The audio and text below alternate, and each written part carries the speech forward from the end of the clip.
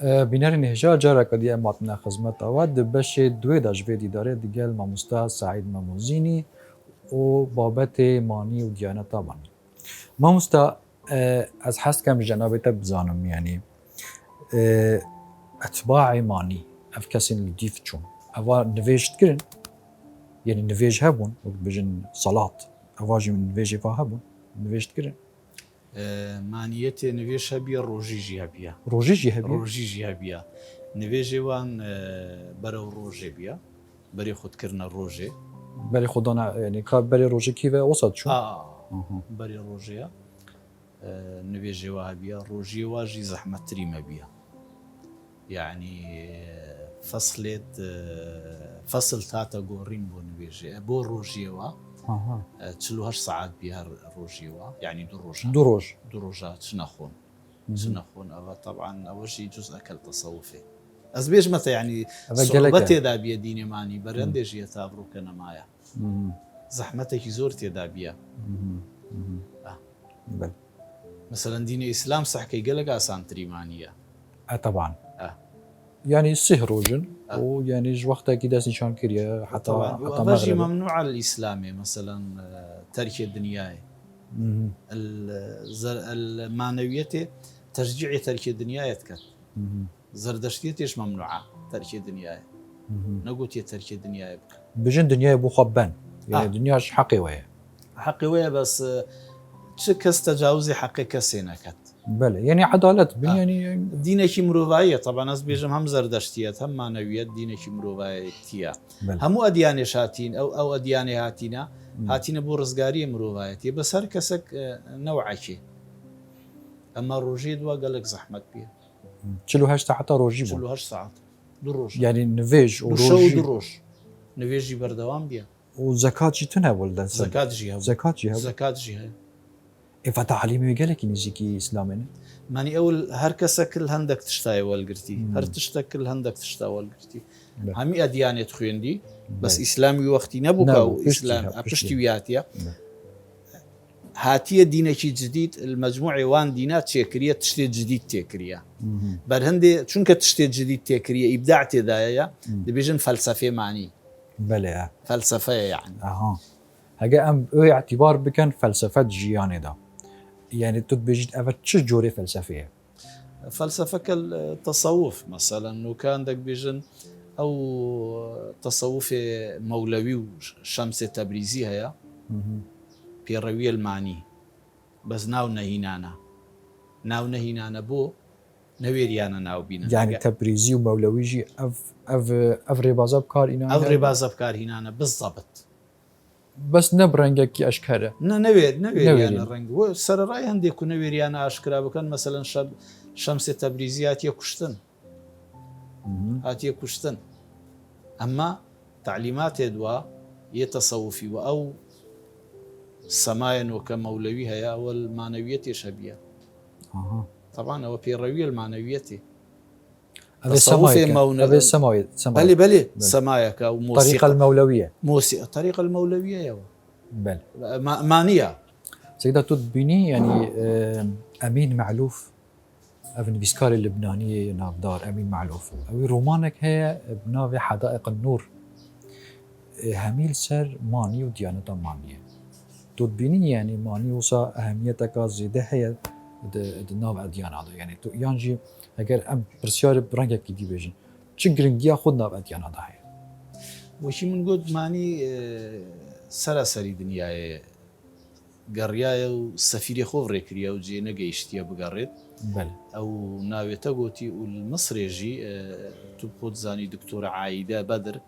او جي سرديانة كردي بل دكتورة اخو والقرتيا و سر ازدياتي شارزاي زردشتيت ومانيتي جي قالك عردي جي قالك عربان وكتو بديني دكتورة وان سرمانية بل خاص ماني بل هذه أمين معلوف رومانك سروي شيء راستا حدائق النور مسألة تصوفة خلقك في هاتينا قريدان يعني أم تقارن وصاب بيجن كو ماني رابري تصوفية جبري ماني تصوف ماني وحقيقتك أنا ريكلاما بل نريكلاما ريبري تصوف مؤسسة تصوفية مەولەوی پێڕەوێ ویکری نوکەژی تەڵەبێت مەولەوی و شەمسمانە زۆرنشی يعني اف سما مولوي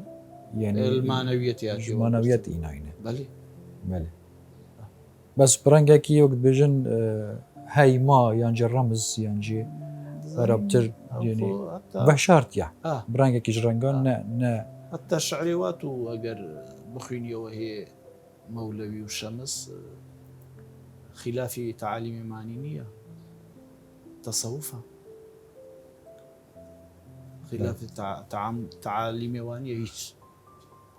يعني شمس شعرات بيجيت لسر اوديه شاعرە بله شمس التبريزي شاعرێکی مەزنە مامۆستایە بله مەولەویە مەولەوی متأثر بشەمس بیە شەمس متأثر بمانی بیە جاردوک شعرێوە ڕێبازێ مانەویەتی بیە بەس نەوێریانە ئاشکراکەن وەکی مەگوت داینە کوشتن وەختی تدرج ام بحثي يعني ام بحث سينورا بكن شكيري دست بكريه خوش بري از بشم في برسياري از حس كان في برسيارا ديش تبكم چونكي هندك ديرو ناس دبيجن ماني يعني نا فارسه يعني نا كرده بيجن بابليه بيجن نبيه كي بابليه زانی سوالێکی جوانە تو کوردەشی بله دێچی ئەمریکای بله وێرێ دێزەواجێکی و بچکیتایە کوردن یان ئەمریکینە والله يعني هر دو وجه جي كذبن ناچێ اگر من جنسيه وري ورقت از دي بما امريكي ڕاستە بەس کوڕێتە کووردە بله منوکە چەند ئەندام پەرلەمانێت ئەلمانی هەنە جنسی ئەلمانی هەنە بەس ئەندامی پەرلەمانێنە و ئیعتراف کورداتیەتکەن و دیفاعل کورداتیەتکەن مانی ڕاستە بابل دایک بیە بەس بابێوی خەلکی هەمەدانە زعلم يعني بەلێ بەلێ بله ئەز من بله مەسادر سەدان مەسادر من خلاف ڕێی سەروی نییە کو بابیوی هەمەدانیە هەمەدان پایتەختی کوردستان کووردا بیە میدیا هێ میدیا بیە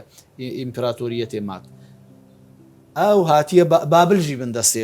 میدیا يعني اوج همدان هاتيه دا برون كان بەێ بەێ يعني همدان هاتيه شو بابل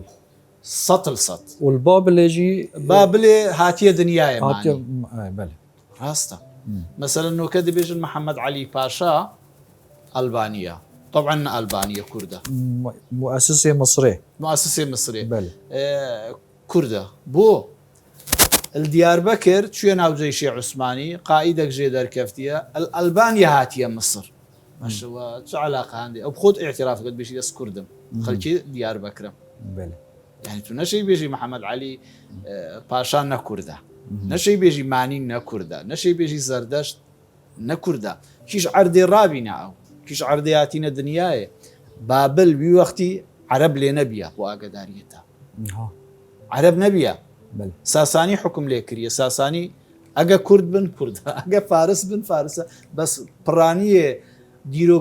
دیریگنویسێ فارس و عەرەب معتەقدن کو ساسانی کوردن يعني كبابلي هجر ام بيج بحسب بابلي او كان بابلي بابيري كان يعني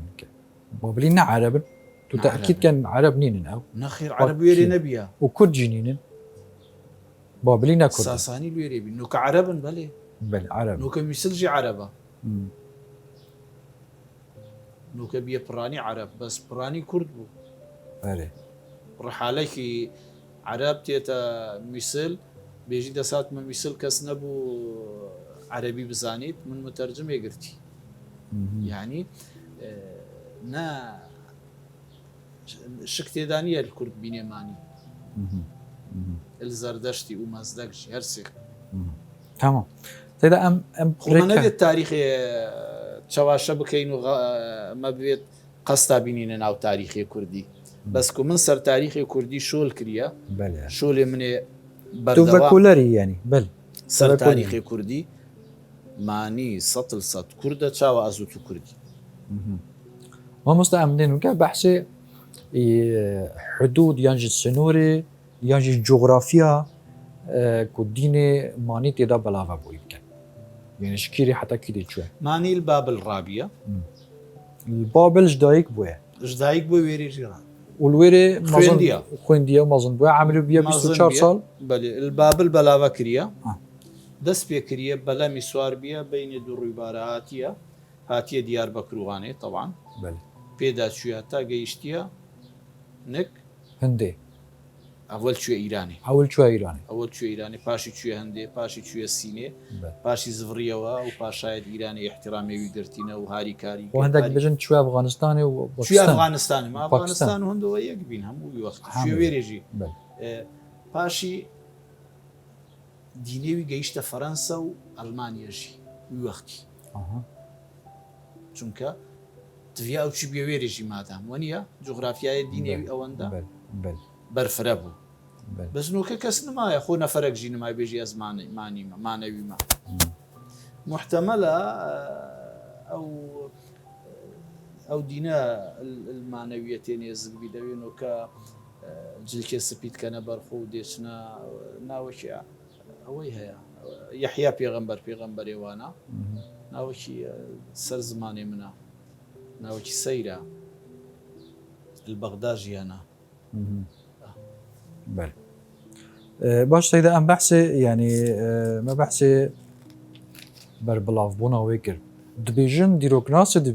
دبيجن دين ماني 1000 سالا ما يسخ بو چوناتا چير سر بگوتنه ڕاستە چونکە تا وەختی هارون ڕەشید ژی مابوو هەتا پشتی سوڵتانەتی ئۆماویە ژی مابوو پشتیانگی هێدی ناوچینێویژێ و تند و تیژی کە هەبوو ڕاستە تەسیر لێ هەبوو بەس پتر ئەو بوو تەرکی زەواجێ بوو سەبەب ئەو اف ايكش اسباب بابوكو يعني خلق ديري ديني بكفيت ياجي الدين بخاب بروج بروج كيم بيت تەسیرت کات مرنێ هەندێک جار مرنێ قائیدێکی تەسیرت کات پێڕەوێوی کێم بن یان زەعیف بن یان هەر نەمینن ئانژی نەمانێمانی یەکل تەسیرا بوو ئەو دین نەمینیت دوو تند و تیژی مقابلێەوە یەسێ ئەو زەحمەتێ دینی ئەو سعوباتێ دینی مەسەن تو بێژە گەنجێکی وەرەگەل من زەواجێ نەکە محتەمەلە سانایی نەبیت بەس هەتامانی ساغ بوو خۆشەویستیە مانی خەڵکێک داهێن وی دینەی وەلگرن و دابنات سۆفی و قەبیلتکەن ممستا يعني تو وكي فاكولركي يعني تو نابينيكو مثلا شتكي السيرة دينكي هوسا هف قص بلاف بيت الدنيا يعني مصر وهند وإيران وأوروبا وعراق وسوريا يعني أو هي زمانية بخو شخص زماني هي قائدي تأثير يعني تش سرتي دابو حتى الدنيا وصا بلاف ابو وقت مروه إيمان شو لخوها بيت شارەزای شۆلێ خۆ بیت باوەڕ بخۆها بیت دێشێت سەرکەفتنێ بینیت ئەگەر زەحمەتشی بیت مەسەلەن سڕ چدا بیە حرەکەکی ڕۆحی قووەیەکی ڕۆحی ویە ناحێ دەروون ناسیژی گەلک شارەزا بیە ناحێ دەروون ناسیژی گەلک شارەزا بیە زانیە لە هەر عەردەکێت چ ئاخفتنەکێ بکات ئەو ئاخفتنێ بابل کریە زانیە بەرهەندێکی کتێب زۆر نوویسیە مثلا بلي طبعا كتابك نويسية شاوة تعاملي قال شابوري بكت قال شاي بكت كتابك شابورغان او كتابها همو شاوة تعاملي قال شاي بكت شاي خصنا بن تأثير يا اخو قلت با شاي آوي نخو آو نتخوار شا اگر ماني حاضر با بماني خوارن نتخوار دا قاس كتي هرچند تصوف بالخوارن ماني بو آقاداري براني روجا بروجي بو کێ میشت خوار گەلک کێ جلکێ سپیژیت کرە بەرخۆ پتر ئەو بتر هێمایە چ بۆ جلکێ سپی یعنی هێمایە پاقژیە ئاشتی وی گوتیە شەڕی نەکەن ئەگە هات ناوەژی شەڕی نەکەن دژی شەڕی بیە یەکل تشتێ دیژی کو ئەو نەمان ئەس بێژم ئەوە بیە کو دیفاع ڕێک نەدایە دیفاعی بکەن جەماعەتێ دوی گوتیە کەس نابی بێتە کوشتن هەنگ کوشتنێ نەکەن ئەگە گەل هەوەژی هاتەکردن خۆ ئێک هجوومێ جواب بکات چێ نابێت بەس ڕەڤین بەس براڤن بەس ڕەڤین تو ئەگە یەک نەبی دیفاعلتە بکات محتەمە لە گەلوی نەمینی وەنیە ئیوی وەختی یامانیەتی شەر وەسابیە یامانیەتی شەروەسا بیە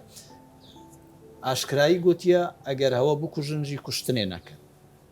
تحریمێ کوشتنێ کریە تحریمێ شەڕی کریە جلک سپی هێمایە ئاشتیەیە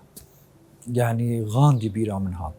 مهاتما غاندی باش بوتەینا بیرا من منە غاندی بێژنی گوتی ئەس پێڕەوێمانیمە اها ئەزژی تەسەوف فێلمانیت کەن جلکێ مانیژی مانیژی وەکی غاندی بێ مهاتما غاندی فقير ريس بو هما يريس بو ڕویس بوو عینە مانیژی جلکێ مانیژی جلك سبيل بربون ويريس بو وەسابت باش بوتەینا بیرا من غاندی وەجهێ دوێ مانیە وەک تەسەوف وەک شۆڕەژی وەک شۆرەژ وەک شۆرەژی. شۆرەشاوی نەچەک دار بوو نەچەکدار بوو يعني دژی تند و تیژێ ئاشتیان بوو. نەبوو مانیژی دژی تند و تیژێ بوو بە زەردەشتێتێ ڕاستە دژی تند و تیژێ بەس دیفاعی کری زەردەشتە بخۆل شەڕیاتێ کوشتن ئاها بەلێ شەری بەلێ خۆ شەڕێ کری زەردەشت خۆ چار ژن هەبیە ئاها بەلێ مانی ژن نەهینایە بتین چەند فەرق هەیە بەینێ وان دووە بله جەماعەتێ زەردەشتی دیفاع خۆکرینە يعني غاندي دنفيسين كخدا بيجيت كو از متاثرم بتعاليم ماني وایە بله نە متأثرە پێ تعالیمێ غاندی دژی تند و تیژێ بیە تەسەوف بیە خواردنێت شێم ول دەستێ خۆنانی بخۆی دەستێ خۆنانی بخۆی نەبیە بار سەر ملێ کەسێ مەسەرن ئەو کەسێ غاندی بریندار کات عفوت کات غاندی نابێژیت بکوژن ناهێلیت بکوژن بله ئەvە ئەس بێژم ئەو نەرمیە بێ حەدێمانی ئەوژی ئێکل ئەگەرێ نەمانێوانە اها ئێکلوان ئەگەرایە يعني همي قافا يت مسالم بون يت نرم بون نرم يت بون. ميان راو بون معتدل بون يعني نا تندو تجي تجارب كار ناينا هنا کتێبێکی من تەرجمە کریە نویسینێ سەید حەسەن تەقیزادە سەر مانەویەتێ ئەو بەحث کات بێژیت مانی ئەوژی متاسرە بمانی طبعا یەکل کاتبێت مەزنێ ئیرانەیە و تەرەفدارێ ڕۆژ ئاوایە سیستمی ڕۆژ ئاوا وی وەختی زمانی ڕەزاشای بله ئەو سیستمی ڕۆژ ئاوا بینتە ئیرانێ بەس ئەوژی سەر تعالیمێ مانی سەر تعالیمی مانی متأثرژی بیە ناوژی هینایە بەس نەگوتیە تعالیمی من تعالیمێ مانیە تا چند پرتوک سرمانی چکر نسایدا مانی من پەرتۆکێک سەر تەرجمە کریە بەس دەیان پەرتۆک من سەرخاندیە يتا نفيسين سر تا ترجمة كريه من تەرجمە کریە تاش فارسي نه فارسی من کریە کوردی تاش فارسي كريه كور بەێ وأبا نو كانت بجم أب برتوكا إيكانية المكتبة كردي دا یەکانەیەک و سەر سەر مانی بیبەر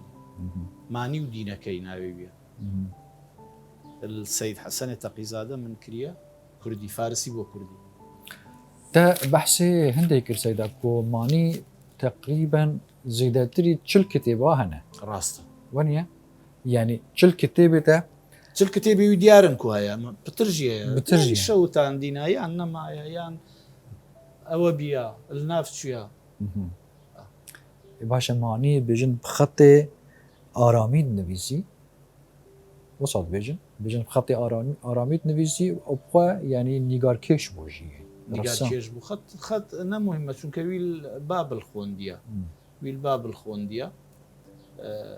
خەتی ئارامیژی نوویسیە خەتی ئاوێستاییژی نوویسی خەتێ پالەویژی نوویسیە هەردوو خەتا نوویسیە نوویسینێت هەی سيدا تو بو يعني تو بو دمكي تو يعني الإيران يجي ماي بله. مانا تلوير يجي السر ماني خاندية تشتك سر مانا من سەر دیانەتێت عامێ خاندی دیانەت عام نەمانیتنێ بله بەسمانی یەکلوان دیانەتایەک و ئیرانێ تشتگەلک زۆر هەیە سەرمانی زەردەشتیەت هەروەسا زەردەشتەر خۆمانەژی تو دێشەی مەسەلەن بچی لقایەکی گەل وا بکەی بەهایی هەروەسا دینێکی دیە ئیرانێ قووەت بوو کێم بین بەس قووەت بوو بەهایی ئەوژی ڕەبتێوی گەل کووردا هەیە بهائي بەلێ کوردژی باشا بها من دائي وصابي أجي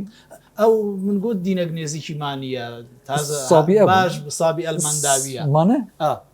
گەلک نێزیکی تەعالیمێ مانیە ئەو غوسلێت بچووکە ئەو جلکێت سپی و ئەو هەندێک سەماوان هەیە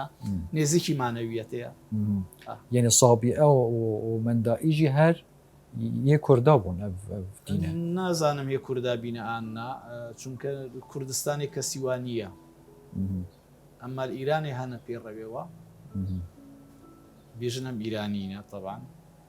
ئیرانیژی نە ملکێ فارسای تو نەشەی بێژێ ئیرانی فارس ملکێ کورد و فارسایە هەردووکە پێکوە ئەقوامێ ئاریە ئەمما مانی وەکی مەگوتی ئیرانێ کەسەکە هەمید ناسن ناوێ نەناسن وەختێ بێژی دینێمانی هەمید ناسن بەس کوردستانی هەمی ناس ناکەن یعنی تو بێژی بۆچی یعنی بۆچی کورد گێمتر نیازم مانی ئەخر تاریخی کوردی ئێک بزرە شوێلیە ئالۆزە تاریخی کوردی دەستی دژمنی کووردا گەلک هاتیە نویساندن ئەس وەختێ تاریخی کوردی شەڕحکە 3 دەرەجا 4 دەرەجا طبقە بەندی دێکە وەکی کووردا گوتی ئێک ئەوێ دڵسۆزێ کووردا نویسیە 2 ئەوێ دۆستێ کووردا نویسیە سەر کووردا 3 ئەوێ دژمنێ کووردا سەر کووردا نویسیە طبعاً تو ئەوێ دژمنێ کووردا کو دوێ خوێنیەوە هەممی غەرەزن دژایەتینە سەر کووردا مەسەلەن ئەوە ئەرفع هەیە سەرهەنگ ئەرفع ئیرانێ هجومی سەر سمکۆیە کردی کتێبێ سەر نویسی تو ئەوە باشی بەحسێ سمکۆی شکاک ناکە طبعاً بۆ برایە خۆ بێژم تڤە ئەوانە ئەم لێک جوداکەین هێت باش تاریخێت باش تاریخێت خراپ من ئەو خۆیەکل دەلائیلە کواتیمە سەر تاریخی کوردی شۆل بکەم بزربینێ تاریخی کوردیە غەدر تاریخی کوردیاتیەکردن ملەتێکی بێ تاریخ زوتێتە تون نەکردن ملت تڤیا بێتە پەروەردەکردن قەسر و قسوورە ملت پێش ناکەویت پەروەردەی ملت پێش دەکەویت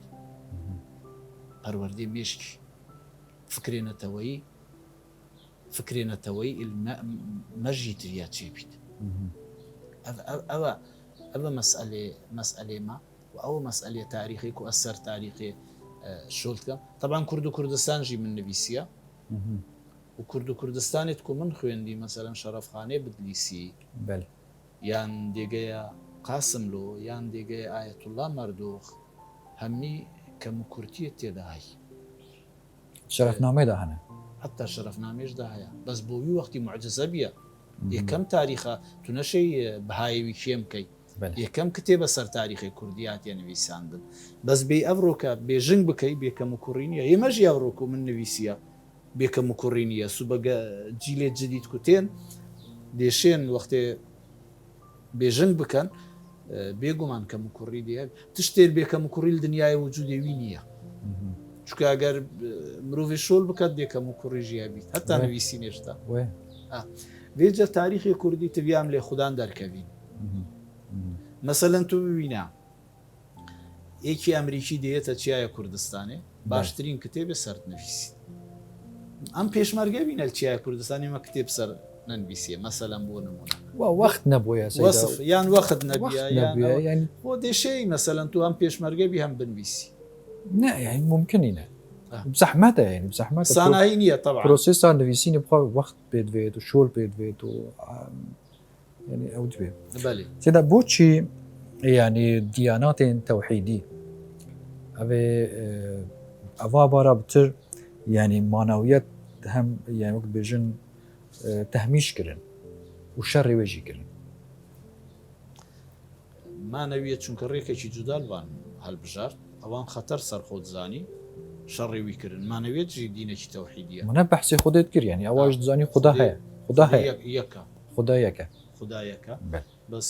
دژاتیوی هاتەکردن ئەو دژایەتی بوو سەبەب نەتیجەوی وەستەڕان دژایەتی هەمی دیانەت هاتیەکردن بەس ئەو دیانەت شیا خۆ ڕابگریت ئەو نەشیا خۆ ڕابگریت بەرچ نەشیا خۆ ڕابگریت ئەو مەسئلێت تەرکێ دنیاە بیە زيدا معناها الديانة دا أسطورة هي همه دينا دا يعني برانيا دينا قام بيجن أسطورة هي أسطورة معنويات دا چه بود كيري. ماني اسطوره المعنويات ده ماني بخو اسطوره ماني بيجي خدي وحي بو من بريكريا خدي وحي بو من بريكريا اس پیغمبرم ادعای پیغمبریه کریا ماگه یک پیغمبر بیت کسی دیدی اسطوره زانید مانی بخو اسطوره بیا بو لا انگیریت خو بفرمانی المانی نهات یکرن وقتی گوتی یکی خو سر بانی باویج خواری طبعا تشتی وساند گوت بسیم جین دی خواری تخواری فدائیه دوی زور بینا بس او دجی شر حتى برگریش بیا مثلا ام دجی شرینه بس برگری حلاله یک هجومی سر خاکیت بکە تو دیفاعی دێکەی ئەو وەسانە بیە بله سيدا تد يعني تشاربورا خويا نويسيني دا تاج بلي في بارتوكيل سر ديانات تد چي بارتوكيل سر ديانات چي نكرنا مانا من الكرد و کوردستانی من بەحسێ مەزدەکی کریە مزدكية مانی بله زەردەشتی ئێزدیشی ئێزدیژی من بەحس کریە بله چونکە تو بێ شەرحێ دیانەتێ کوردی نەشەی تاریخی کوردی درستی بنویسی بله بنویسی و طبعا تخصصي من سر تاريخ كردية سر ديانة تنينية مثلا تبيا ما بيجي بزانين هاتني إسلامي بو كردستاني أو رو ملتي مغالبية سر ديني بيروزي إسلامينا أذانا همي تبيا بين نبيسان بن تشاوى هاتية تشاوى مول قرتية تاريخ حقائقة روحية حقائقي تشاوى وشي خود تبيا يعني دا چند پرتوك چاپ كريني حتى أنا 20 پرتوك 20 برتوك برانيا وات چنه يعني تاريخنو حمي ديروكن ديروكن دا بوت چي هندا زوم بريا سر ديروكي من قوت ديروكي كردي غدر لي هاتيه كرن تبيا أملي خدان دركبي ديروك يعني معنوي ملتك بي ديروك بي كتابة ملتك بي كتاب هدفي خون زانيت ديروكي ما قال لك بزرا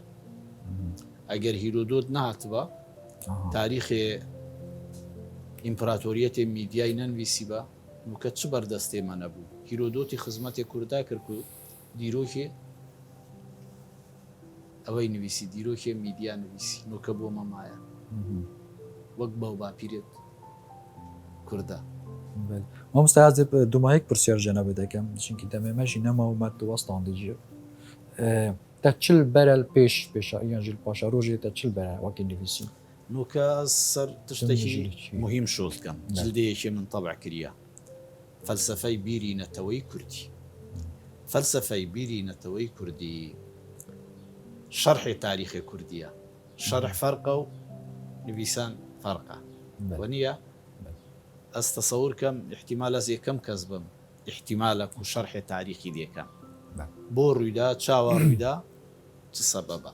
ئەوە ئێک دوو ئەس وی کتابەی ئالای سولحێ بلندکەم ئالای ئاشتیە کورد تڤە داوا ئاشتیە بکە ڕێکی ئاشتیە داوا مەطالبی خۆ بکە سەردەمێ شەڕێ چەکداری زەعیف بیە نمایە نۆکە سەردەمێ ئاشتیە تو سەردەمێ ئاشتی دێشەی ئەمریکا دێگەلتە بیت بێژی ئاشتی ئەوروپا دێگەلتە بیت بێژی ئاشتی دنیا دێگەلتە بیت بێژی ئاشتی بەس لێرە فەرقێک هەیە گەلمانی فەرقێوی دیفاع حەلالە دیفاعی دێڵخۆکەیەگە هجومی سەرعەر دێتە هاتەکردن ئەوە یەک سەرجلدێ دوێ شۆڵکەم فەلسفەی بیرینەتەوەی کوردی دوو ڕومانێکی فارسی بەردەستێ منازێ سەر شۆڵکەم کتێبێکی ترامپی ئەس من تەرجمەوی خلاص کریە و مجموعەك شۆلێدی بەردەستێ منە ئەس ئەگە خودی عامر بدات دێ خلاصکەم ان شاء الله مامۆستا سعید مەموزینی ڤەکولەر و نویسەر زۆر سوپاس کۆ و vê xelekê میوانێمە بۆ سوپاس یاد دەکەم زۆر سوپاس بووەوە هیوادا هیویدارم دلێ بینەران بیت دلێ هەوەژی بیت شیا بین چونکە دیدارێکی تاریخیە خزمەتێکی بچوشی تاریخی کوردی بکەین سەرسەرا و سەرچاوە بینەرن هێژا بەبێ ئەوایی ئەم هاتن دومەهێکا vê xelekê heta ئەمۆین و ji van ekdîtir bimînin şad û serfiraz